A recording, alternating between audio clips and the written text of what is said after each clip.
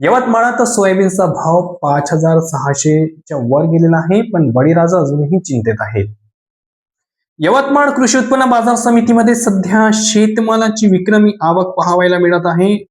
Soybean आणि तुरीच्या दरात झालेली मोठी वाढ सध्या चर्चेच्या केंद्रबिंदू ठरत आहे.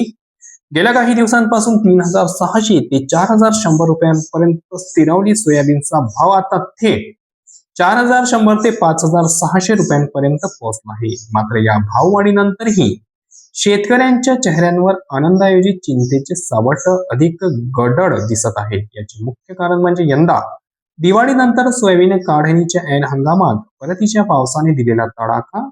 या पावसामुळे सोयाबीनच्या उत्पादनावर तर परिणाम झालाच, पण त्यासोबतच पिकांची प्रतवारी कमानीची घटली आहे. बाजारात व्यापारी सोयाबीनचा दर्जा पाहून बोली लावत आहेत. ज्या शेतकऱ्यांकडे उच्च दर्जाचा माल आहे त्यांना 5,600 रुपयाचा दर मिळत आहे. मात्र पावसाने डाकडलेल्या सोयाबीनमुळे बहुतांश सामान्य शेतकऱ्यांना या दरवाढीचा प्रत्यक्ष फायदा मिळण्याची शक्यता धूसर झाली आहे. सध्या यवतमाळात एपीएमसी मध्ये सोयाबीन आणि तुरीची आवक इतकी वाढली आहे की बाजार समितीच्या आवारात सगळीकडे पिवळ्या सोन्याचे ढीग पाहायला मिळत आहे. सोयाबीन सोबत तुरीलाही 7,400 ते 8,400 रुपयांपर्यंत दर मिळत असल्याने शेतकऱ्यांनी आपला माल बाजारात आणण्यासाठी गर्दी केली आहे. असे दिसले तरी आपला माल व्यापाऱ्यांच्या प्रतवारीच्या निकषावर टिकेल का आणि आपल्याला 5,600 रुपयापेक्षा कमी तर भाव मिळणार नाही ना, या चिंतेत प्रत्येक शेतकरी दिसत आहे.